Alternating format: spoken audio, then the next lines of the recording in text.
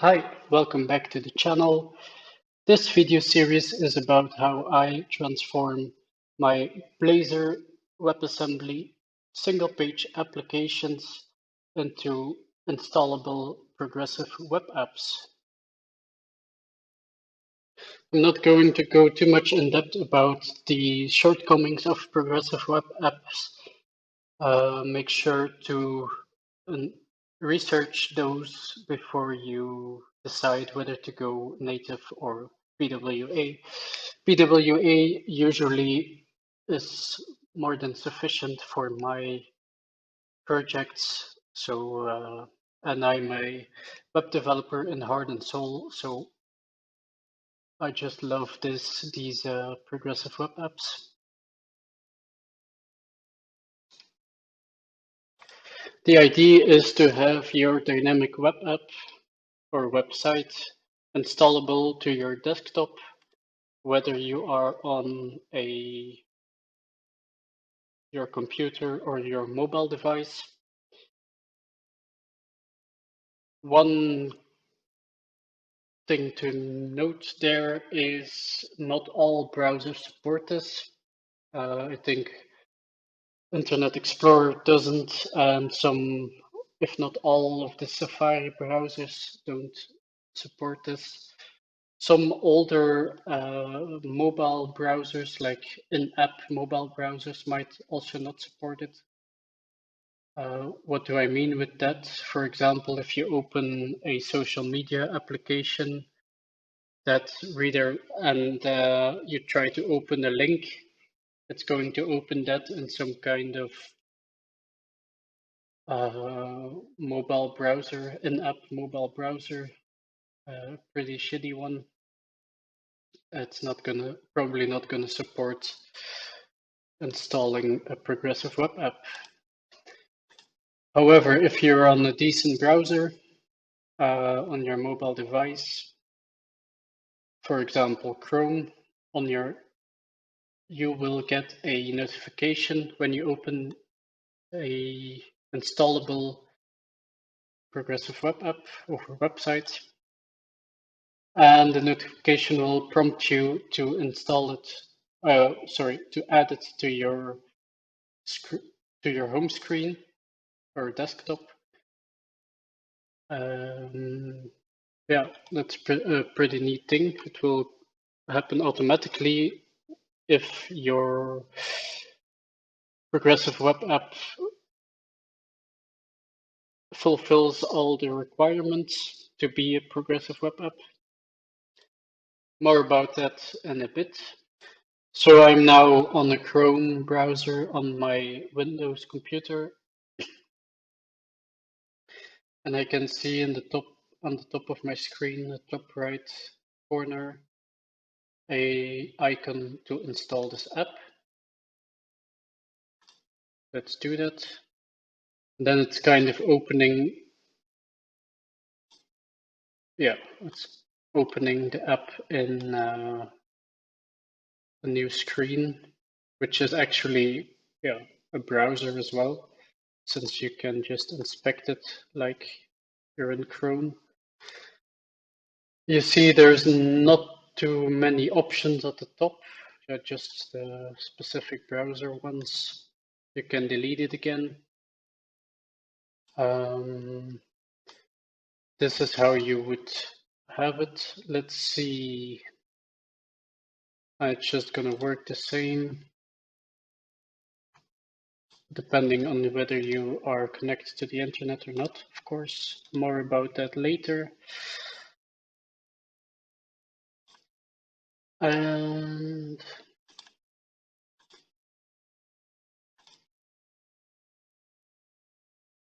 oops. Let's see if we can find the icon on the desktop to open it without having to enter the domain name. If I check out my desktop now, you'll see this. It's like a shortcut, and it will just open the application. It would be pretty similar when you're on a mobile device. It would also be on your screen, home screen, I'm sorry. Like all your other apps, you could click it and it would just appear like a actual application. Pretty neat. Of course, I did I had to do some extra stuff. So now at the top you see I can open it. It kind of detected that I have already installed this application, so I could open the app instead of this website. That's this icon.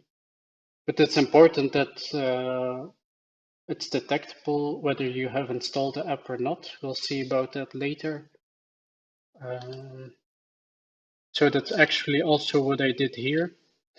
I made an extra button underneath to install the app, since this icon at the top alone is not enough. It's not enough of a trigger to actually install it. On mobile devices, it's a bit better, the trigger to install it. But once you decline on the mobile device, you won't see it again. Yeah, maybe until you clear your cache or your cookies or your whatever. So that's why I added this extra button, which is basically going to do the same. You can also go in the settings and say open this app. Let's see, and the same, you can delete the app. I'm going to delete it. You can delete the local storage stuff as well. Anyway, I wanted to show, let's say I click install again. So this button is actually going to do the same as this in the top right corner, which is pretty neat. This is more declarative, more clear than just some kind of icon on the top. And you could just install it. Let's close it again. Let's go to the site again. Actually, we can use the app. Yeah, had to drag it on this screen. And now if I click on the same button to install the app, it kind of knows I either have installed it already or the browser I'm currently on is not supporting me to install the application. So sorry, it's in my native language, but it basically let me see, I could probably put it in English. Oops, language for you. I hope. Yeah, you already saw it says install app now instead of in my native. Okay, this should be more readable for you. Feel free to pause the video to read this. So in this scenario, we detected the app was already installed. It tells you how to install it, reinstall it, and clear local storage stuff and all that. And then it has an extra instruction when you are on an iPhone or iPad, or yeah, maybe something with a Safari probably supports it. That's why I'm only doing this for an iPhone or iPad. I only added this for iPhone or iPad. And then you can follow these instructions to add the app to your home screen. It's unfortunately not as convenient as with Android devices. at least. Yeah.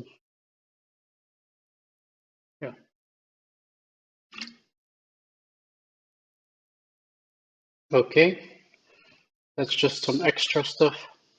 We'll see how I did this detection and all that. Another important thing to note is it shares the local storage of your browser. So let's say you logged in to your profile through the browser and then you open the app from your desktop. It will detect you're logged in because it's using the same local storage and all that stuff. So that's pretty cool. And I think that's all I had to say about progressive web apps. Of course, there's some more things you can do, like offline support and other kind of things, but I'll make a follow-up video about those when I ever get to those things. Yeah, let's dive into the code.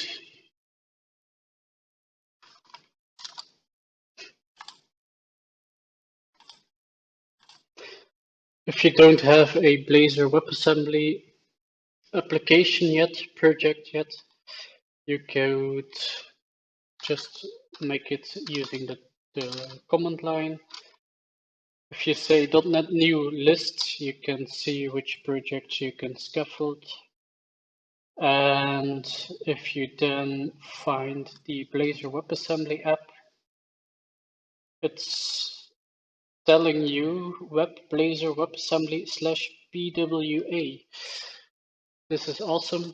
This means the Microsoft team or the Blazor team has already included most of the files you need to transform your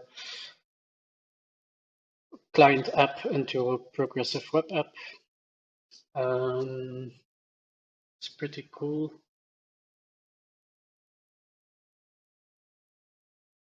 So you could scaffold the Blazor WASM. You can also, of course, if you're in Visual Studio or Rider IDE, new project and find the, let's see.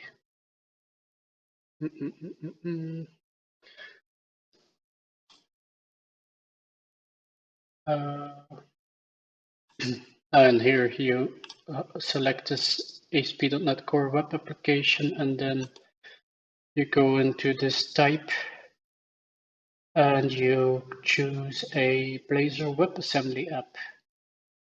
That's going to result in the same thing as the .NET new Blazor WASM. Okay. If I'm then not mistaken, out of the box you will get in your www root folder, you will get a manifest file, a service worker, and a service worker published. This service worker doesn't contain much, but this is kind of the development service worker. This does not cache anything, since that would make it more difficult to develop. Your changes wouldn't be visible and so forth. Then you have the production service worker, which has a lot already set up for you. This is out of the box, which is great. Yeah, kind of listens to install, activate, fetch, and does what it has to do accordingly with the assets and caches. Maybe this is an interesting place to be when you're having, let's say you publish something new to production and a lot of people are still seeing the old version. Possibly you published some breaking changes which would make the old version broken. Maybe I'll have to look into it. Maybe there's a way to force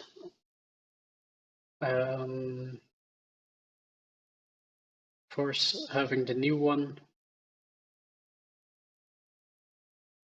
Anyway, I'll definitely make a follow-up video on all these kind of things because offline functionality, you'll probably also have to. Here it says a link to offline considerations, offline support. I'll have to dive into that further myself. Then the most important file to actually transform your web app into a progressive web app is the manifest file. Okay, let's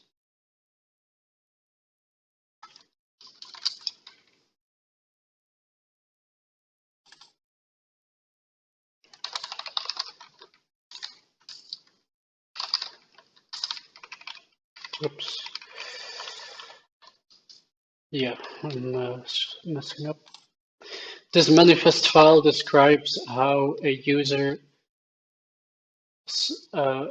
sees your installed application. So let's say the short name, let's say the user installs your application, it will see the app's icon with a short name underneath on his or her home screen.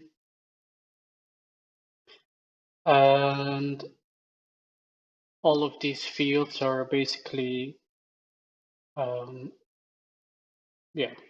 describing how your app appears to the user. Feel free to find out more about all these things, these fields. I'll just go over the important ones.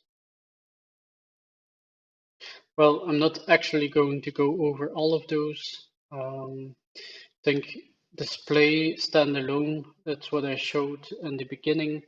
That makes sure when you open it on your mobile device or on your desktop that you have 0 to none frames, like, how do I say it? You won't see, for example, a search bar and all that stuff on top. Like most of the browser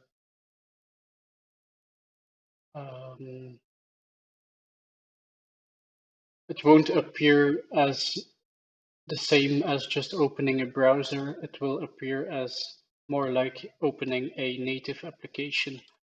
That's why you have the standalone. There's more options for that.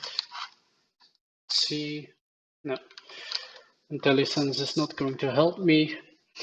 Orientation, portrait or landscape. You can set some theme colors. This is mainly, I think, like you see in this application, the color on top, if I'm not mistaken, that's that 03173D hex color and background color white. I think that's mainly to do with the splash screen. Another important thing of this application. Let's see if we can actually, if I can actually show you the splash screen on desktop. Yes, I think that was the splash screen, if I'm not mistaken. I'm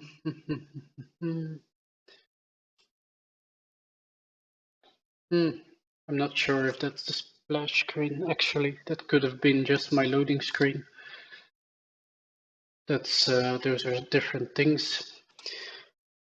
Yeah, it's as I say, this is just a Blazor loading screen. I added to my index.html. Let me see if I have it here. It's just this thingy I changed to be a little bit better visually. The splash screen, however, is what you'll see on a mobile device when you open the application. It's going to consist of a logo, your logo, and a short name, or the entire name, I'm not sure. Sorry for that. The description, probably. More than a logo and a name and some colors.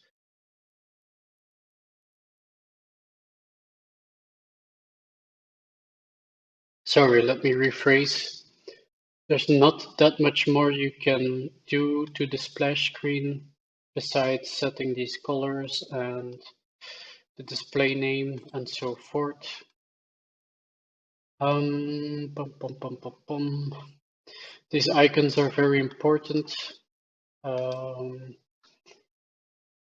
You can find this. Google has great documentation about this. Make sure to look this up and provide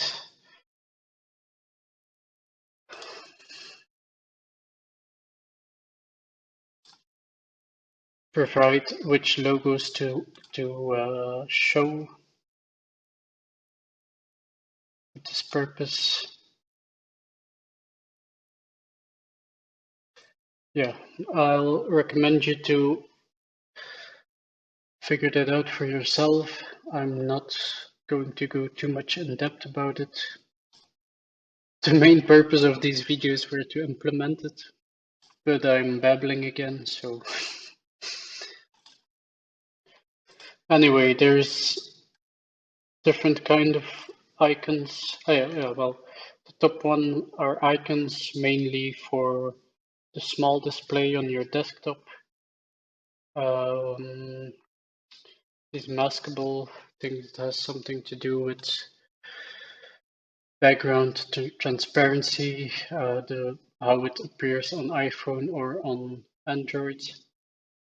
And these screenshots are more like larger, yeah, more intended for desktop appearance. Let me just paste in the icons I want to use. Or let's first see how. Let's first run this project and see whether we can install it already or not. Of course, one more important thing on the index page, you need to make sure that's there out of the box, but just make sure it's there. It's using your service worker. There's some extra. This one is also there out of the box, I think. Make sure your device initial scale, all those things are, your viewport is set. And this is something extra for Apple. Anyway, this is not going to be installable. This shouldn't be installable yet, since I haven't really set up the manifests file properly. But let's see. Let's check that in the browser.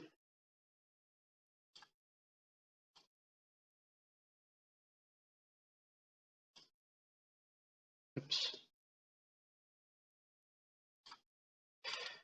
Ooh.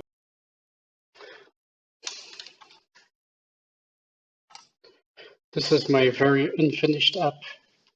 Let me also run the other one that's nearly finished. although a website is never done, of course.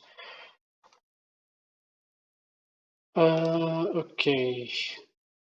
This application currently has almost the same PWA setup as this one, but it's of course important to have separate. Yeah, you can't really share the manifest files since each app is unique, I would say. Anyway, I think if you open the Chrome tools and you go to Lighthouse, maybe application has some as well. Yeah. If you go to application, it kind of detected you have a manifest and it will tell you what's happening, like if it loaded correctly. The service worker status activated is running. That's pretty cool.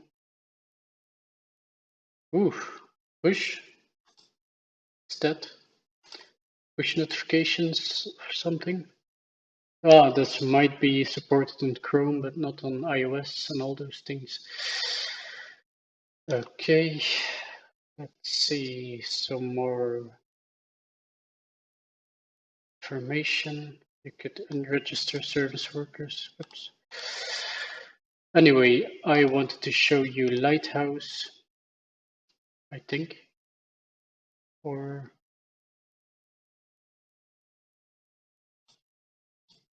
yeah, with the Lighthouse, I think it's an extra plugin, Chrome extension. Oh, wow, okay, you can actually have a phone frame. And maybe,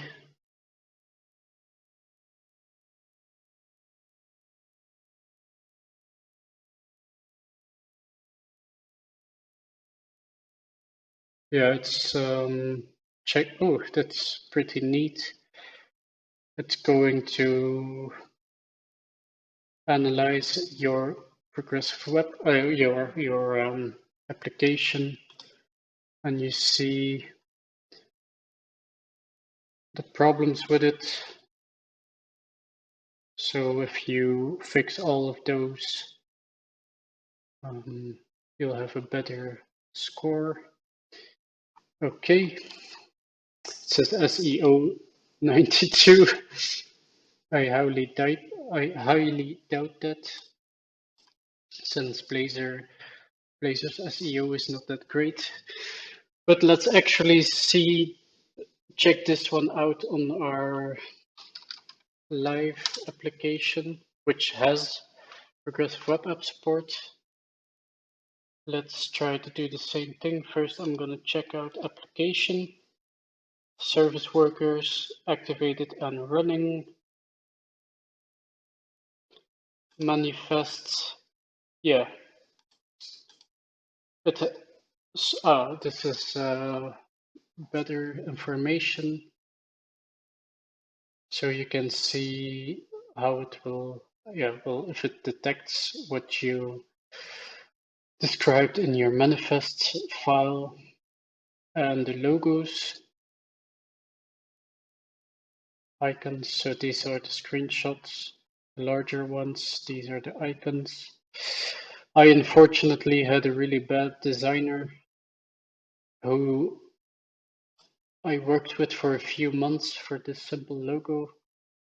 Yeah, maybe it's a bit complex, but anyway,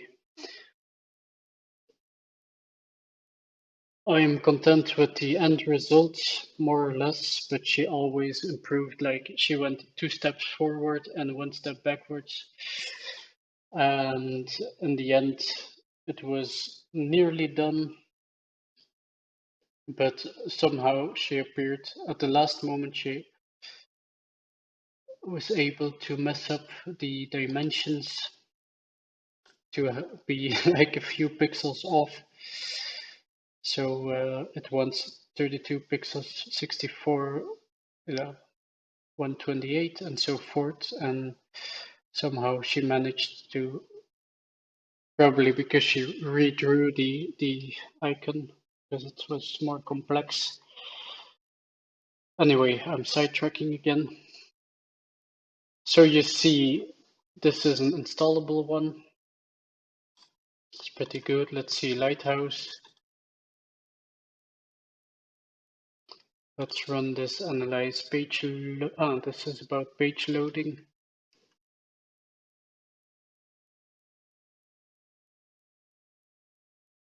It's pretty cool. It's checking a lot.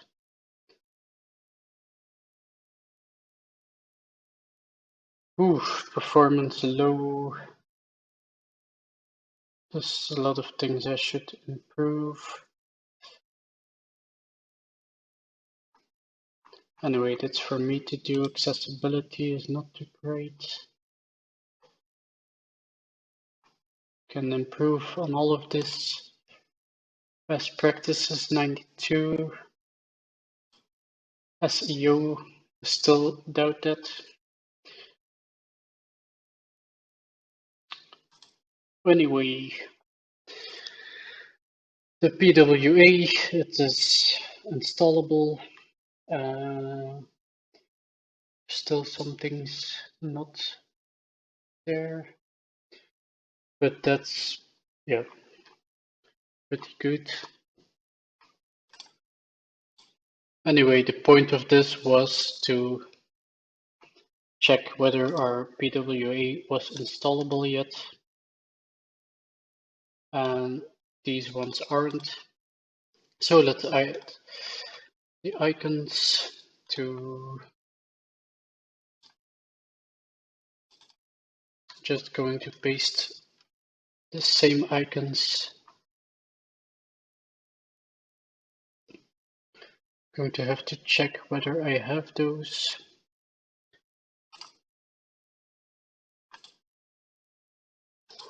I quickly copied those images over, so they're all in here. Let's rerun it. Probably have to add a description and all that.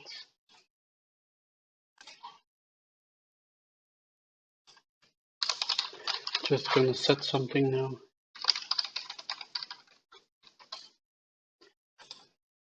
Let's rerun this, but social SPA. Maybe I have to rebuild it since I added images. I like static content. Oops. And you see on the top right corner, this is installable. It doesn't seem to have, yeah. This is now installable.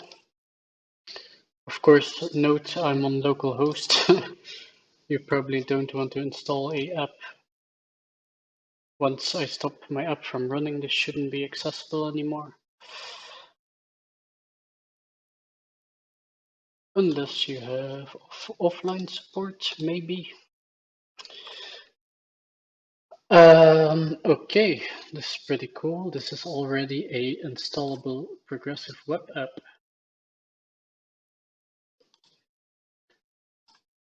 I think the next thing to do is also to be able to trigger this install through this button and detect whether it's already installed or not. It's going to need some JavaScript, so let's dive into that. I'm quickly going to deinstall it if I can.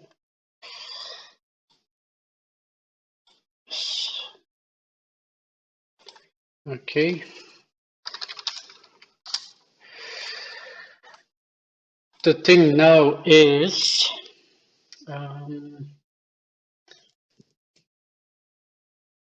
I highly recommend to also test this out on your mobile device if that is the purpose of your progressive web app, to have it on mobile devices, because only there you will see the splash screens.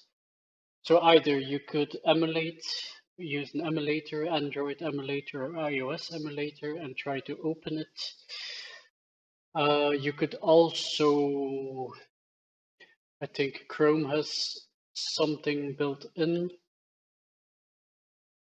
I don't know what it is again, but it's basically Chrome. And you could maybe, yeah, anyway. I think you could then access it on your phone if it probably exposes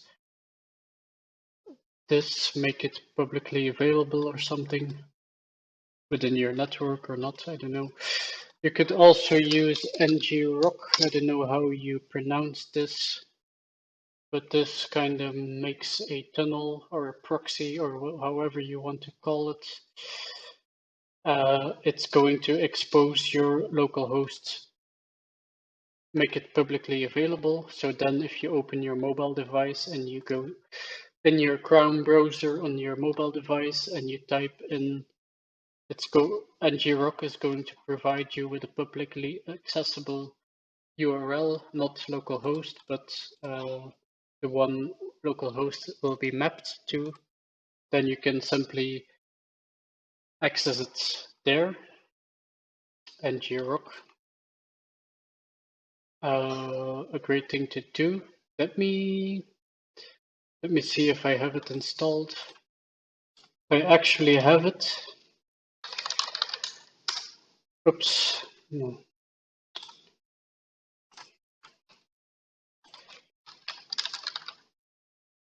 This one. Yeah, well, it's just a command line tool. So if I open my terminal and I say like ngrok http and then the port is 5006, if I'm not mistaken, or do I need to? Probably I have to enter the full one, localhost, like this. Note I'm doing HTTPS.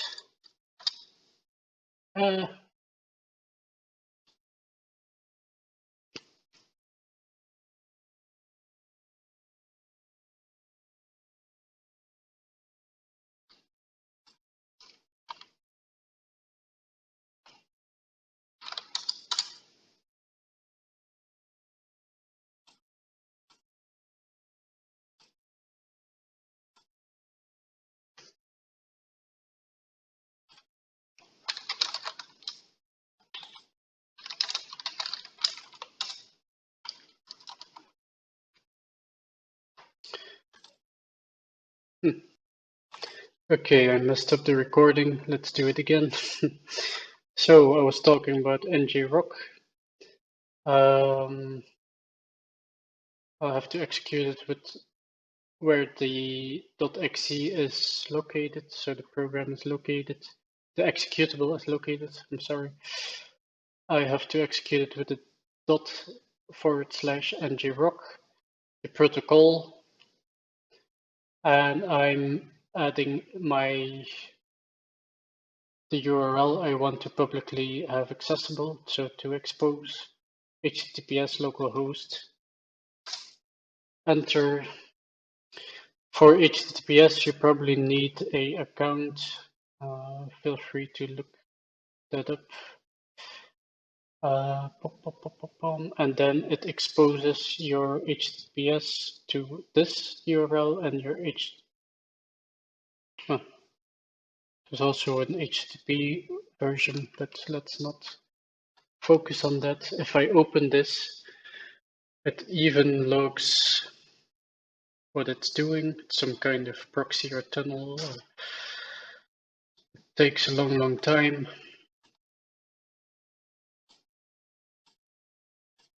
Okay. Seems to have some issues.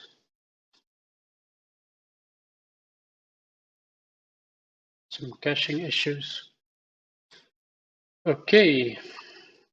It's probably because I thought I was recording. I accidentally hit pause, but I already loaded this page on a different URL.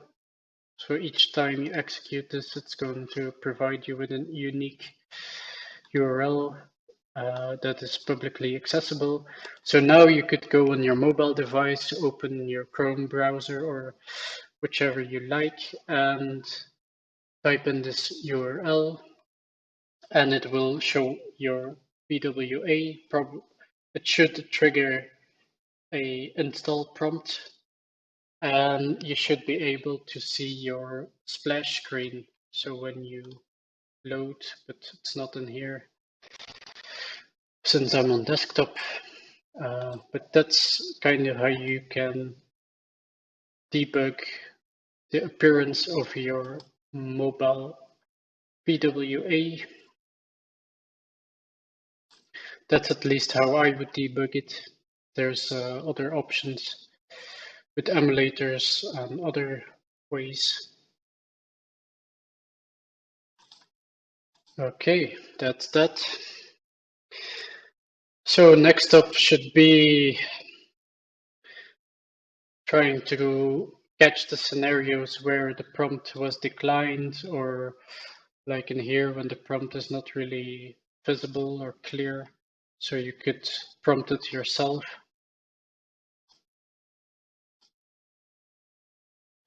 Let's do that. Okay, let's dive into the code. So that were all of the minimum requirements to have a PWA to make it installable. Basically all you need. All we're going to do now is extra to increase user experience and control, I would say, over your progressive web app. How you go about that is by adding a JavaScript file. I put this in my shared project, but feel free to just add it in your www root in here. Let's take a look at it. App.js. I added my sources and comments to fall back to. The most important part of this file is this deferred prompt. What we're basically doing with this JavaScript functionality is catching that prompt and to be able to reactivate it later on in the application. Feel free to pause at any time to copy the code. I'll go over it real quick, not too much in detail. It's basically depending on which device you are, on an Apple device or an Android device or on a desktop computer or something else. It's going to have your browser is going to have specific accessible properties like window.navigator.standalone. It's going to have some environment specific properties, so to say. So we're just filling up some booleans to know whether it's run on iOS, on Android. We can assume it's run on a mobile device if it's either iOS or Android.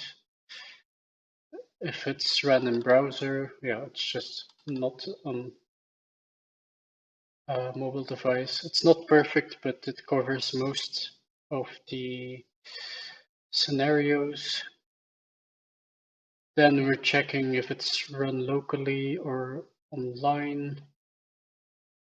That's just for my own functionality. Then this is very important. We're listening to before install prompt to stash this event. So this is the actual prompt, and we're keeping it locally. to reuse later on. When the user installed the app, so add it to his or her home screen or desktop.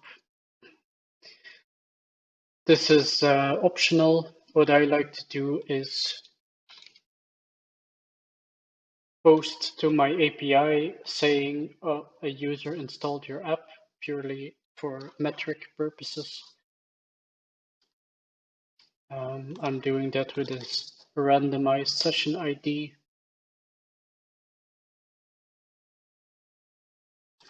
Your API, of course, needs to have this endpoint. I'm not going to show this in the video, but I'm going to create it soon. I can, however, show you this session thing. This is just a value in the local storage.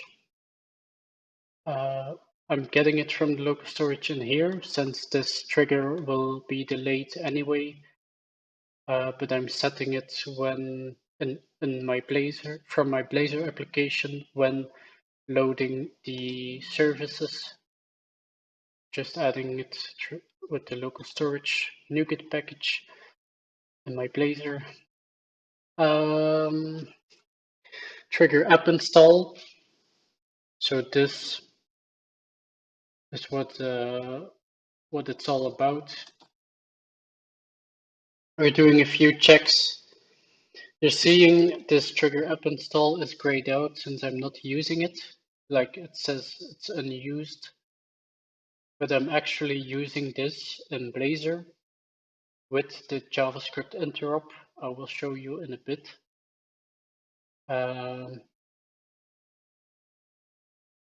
And that's why these are also methods and not just const properties. Since these const properties I cannot access from the Blazor JS interop. That's the only reason why I made this one a function. Just a side note. Trigger app install, we're going to call from the Blazor application, of course, when clicking on this on this button, on a button in our application. And we are going to prompt this, the preferred prompt. So this is the one we stashed in here. We're gonna make sure it appears again. That's actually this. Oops, it's not implemented here, but I showed it on the other application. It should open that. Of course, we're doing some checks. If we are already running from a mobile device, we can assume it's installed.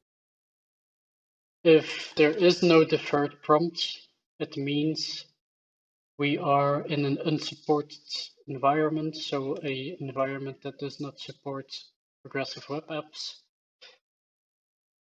So we cannot really install it, and that's probably a iOS device.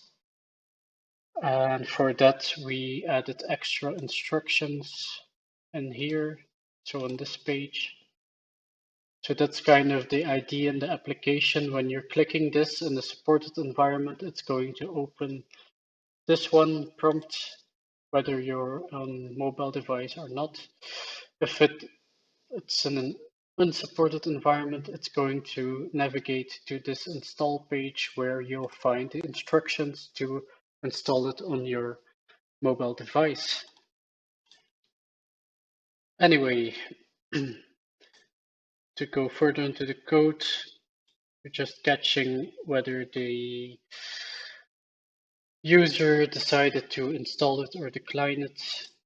If it's accepted, we empty the prompt and return. Yeah. Since we installed it, we don't need it anymore. We just return the outcome. The scan share is not related to the PWA, but I just put it in there as well. Let me quickly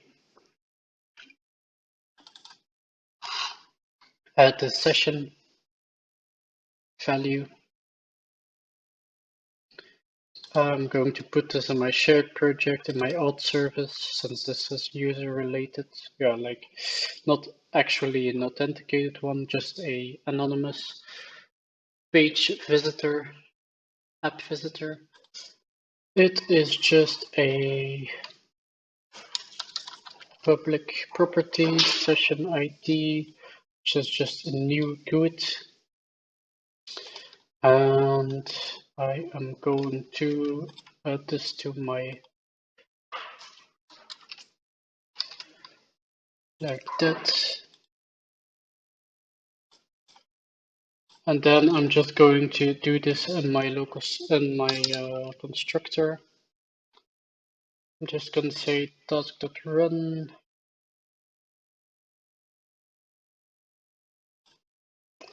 And set a local storage item. This session key I didn't make yet. Let's just do it. Public const, const string. This, I think I called it just session in my JavaScript. Tracking request I haven't made yet. At least I think so. I have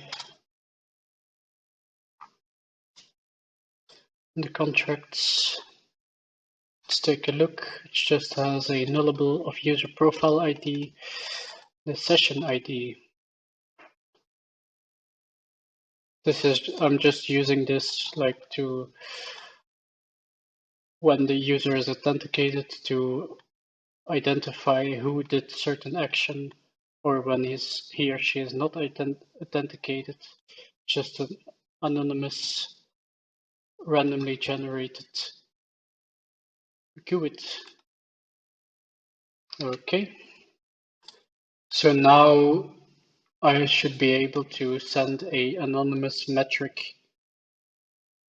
that is just going to say, oh, another user page visitor installed the application, which is cool to have. Of course, it's not perfect. The same user could install it, yeah, multiple times, like install it, remove it, install it, remove it, install it, remove it. Then it's not really accurate. But yeah, that's what you get with anonymous statistics, I guess, analytics. And then all there is left is to access these JavaScript methods in Blazor, and then further build out whether we have to navigate to this install page with instructions or not. So I am going to add a class app install service, which is basically just going to do a lot of JavaScript interrupt stuff. I am going to ISPA app install service.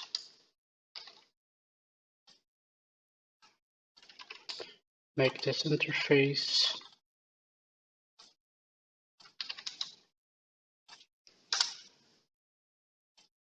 like that. Implement it. Going to add a public property, app install status. Maybe this could be a boolean or something, but and the JavaScript runtime. I'm going to also add the logger.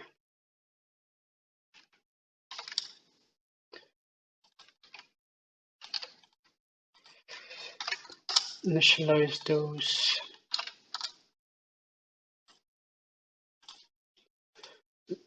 And I'm going to add the methods. Still have to add all of those to the interface.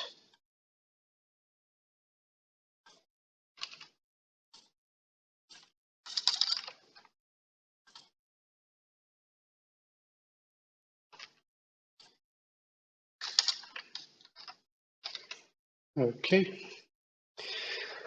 let's take a look. This is pretty cool. With the JS runtime, we can execute our own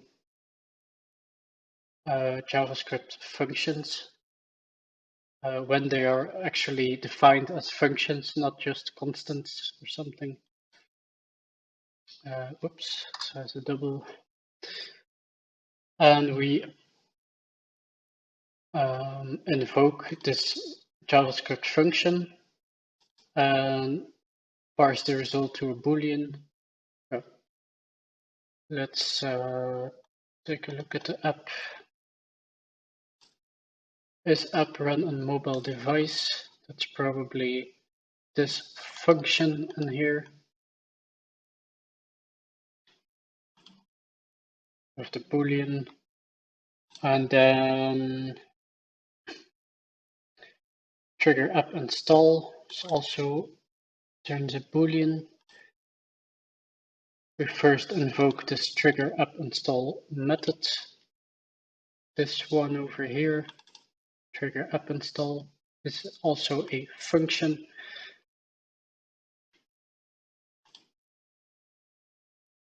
We log the status and we have a Boolean show installation page if there is a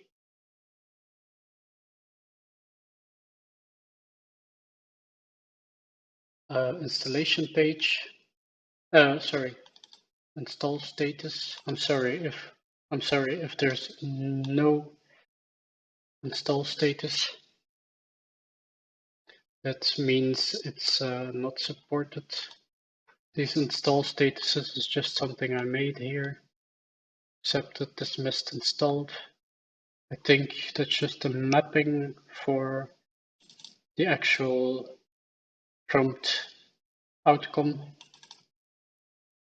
If I'm not mistaken. Okay. So sorry, I went a little too quick over that. So we try to retrieve a string from this. So the installation status. If it's already run on a mobile device, we just say installed. If it's not supported, we return null. So that's basically this string null or empty. And otherwise, we either return accepted or dismissed.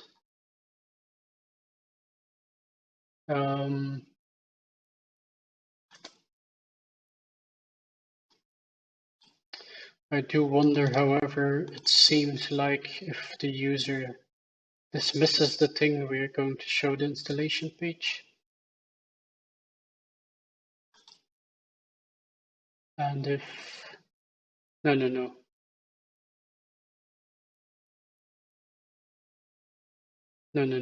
only if it's null. So only if it's not supported. I'm sorry, it's been a while since I wrote it. Okay, let's not forget to add this to our configure services.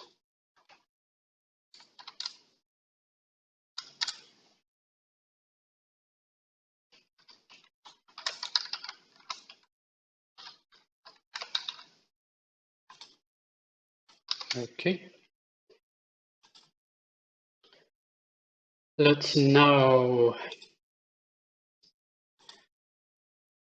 I would say let's now implement it in this Belgian Logos SPA, but this one is not installable yet since the manifest is not meeting the requirements.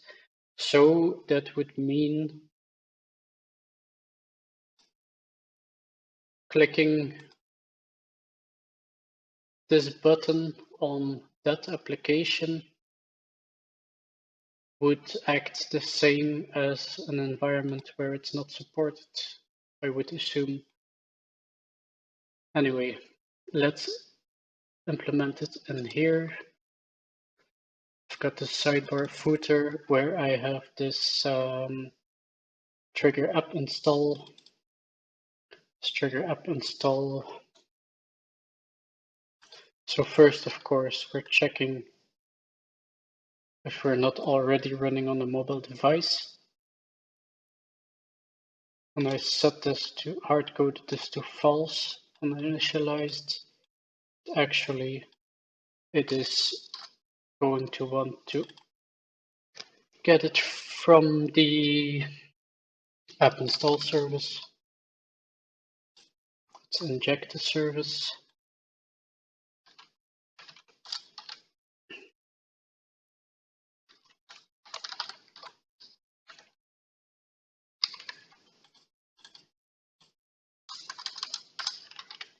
App install service. Is that correct? Yep.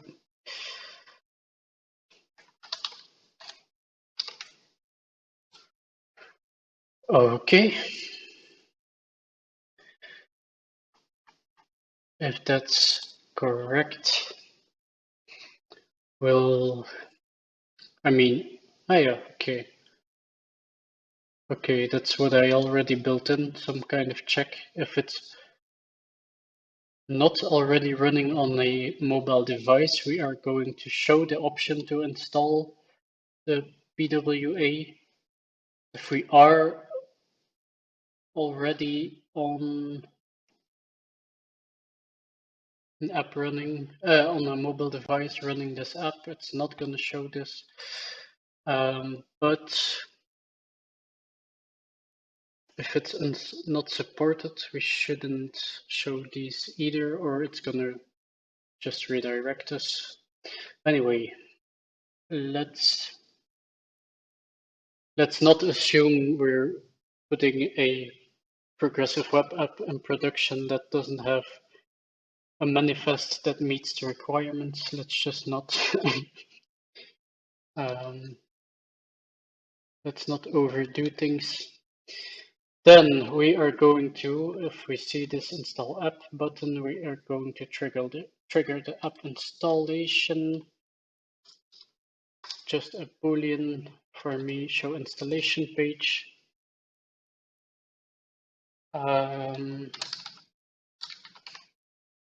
So of course, this method is calling the JavaScript method, which is going to attempt to prompt the user to install it.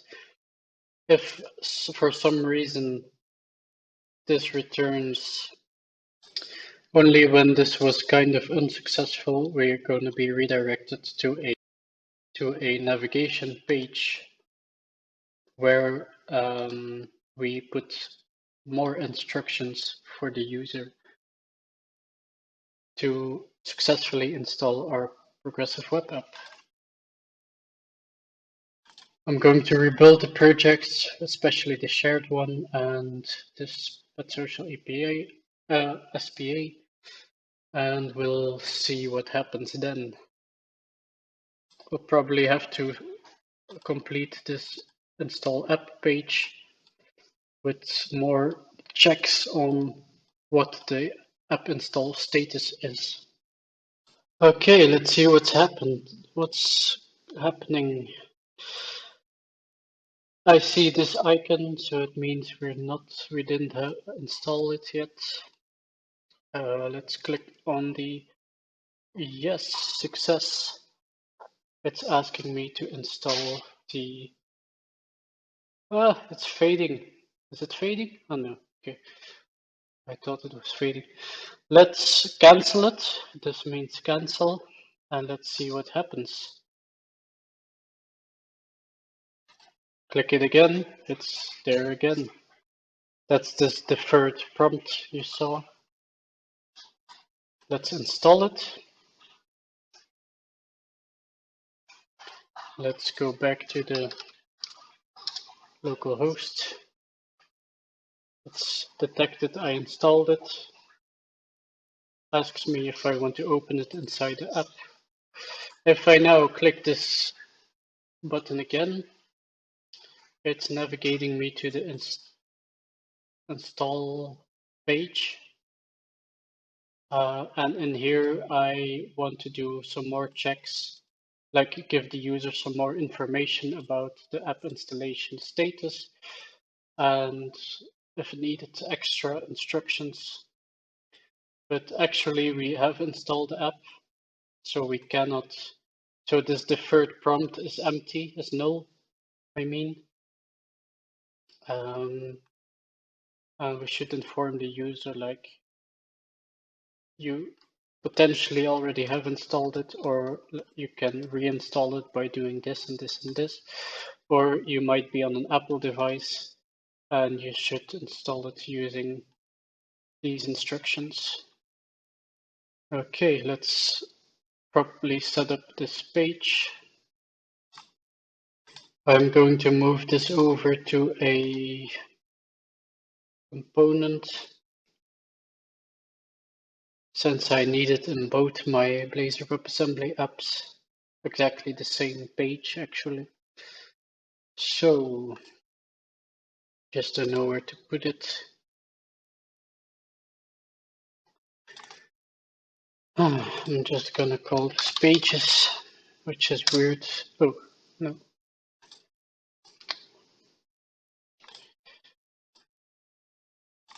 A folder pages segment, which is weird in the components folder.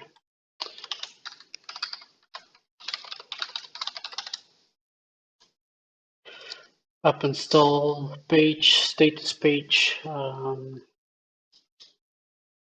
statuses,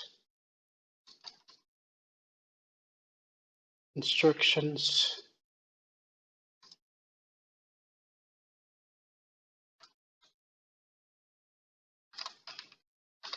instructions, info.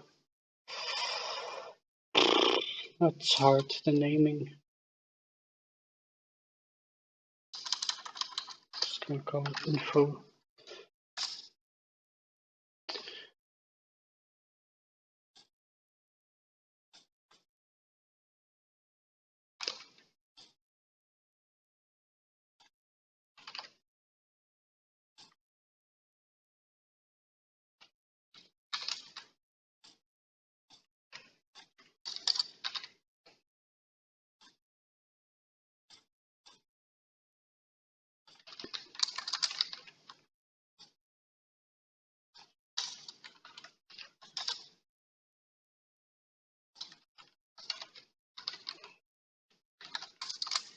Okay.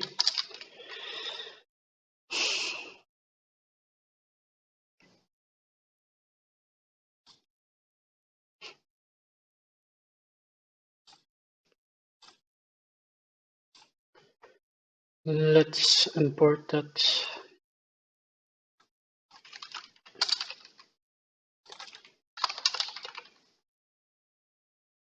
Pages. I'm also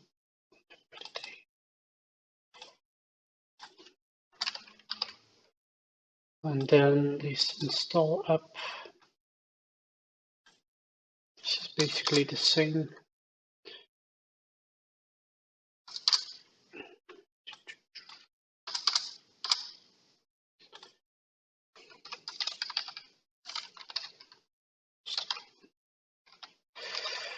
So the component and here as well. What am I doing?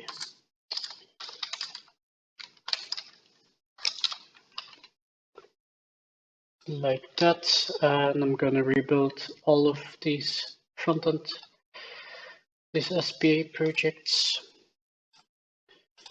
Okay, I am going to fill it out the way I did it in my previous project.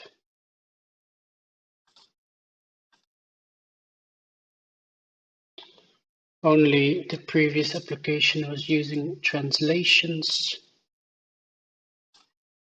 Apparently I need the SPA up install service.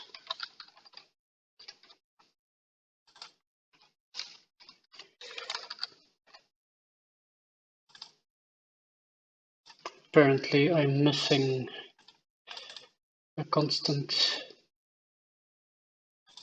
I'm going to make one.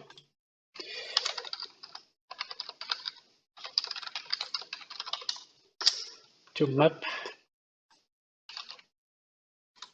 installed accepted dismissed, this similarly as the JavaScript implementation.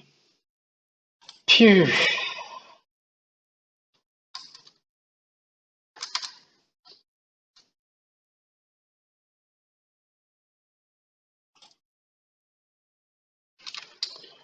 Just added all these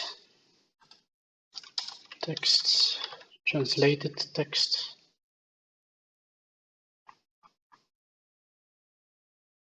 So I'll be private. Sorry, you have to see this. I'm just building the page with my native language.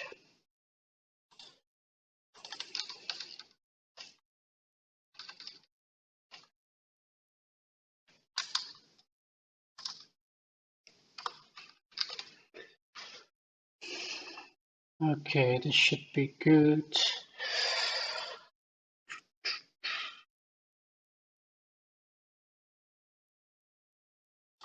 Let's see, so when the app is installed, we want to show, tell the user you might have already installed the app.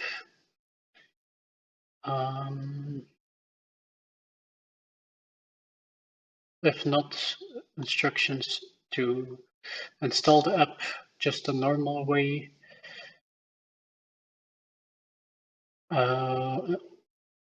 Some instructions to reinstall the app the normal way. With the normal way, I mean when it's supported, so you're not on an iOS device. And then lastly, instructions for the iOS device. I'm going to rebuild, rerun, and show you the result, and that should be all for this video.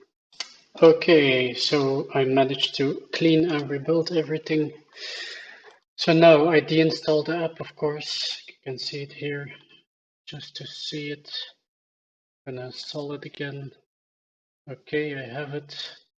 Let's now click on this one again. It navigates to the app install page and gives me in my native language instructions to install it. This image seems broken, and yet it shows in here. Oops, I'll have to fix that.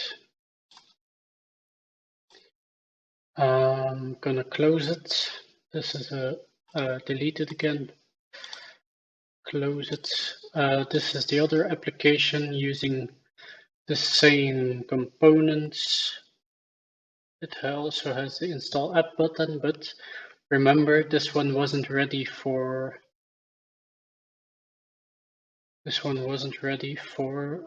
installing it, being a progressive web app, since the manifest file is not meeting the requirements.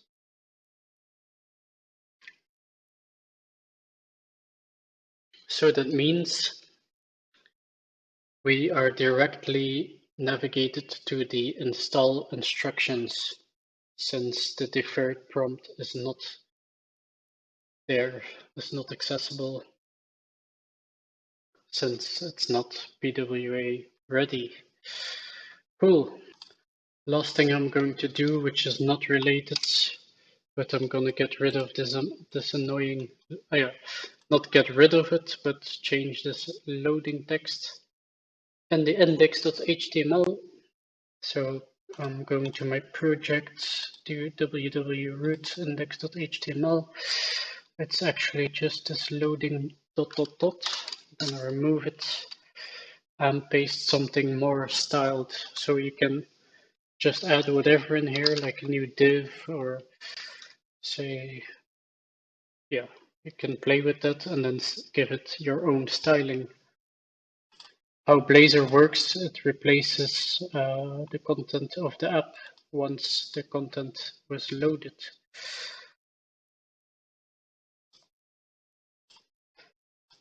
Unfortunately, you can't use Blazor components in here since they aren't loaded yet.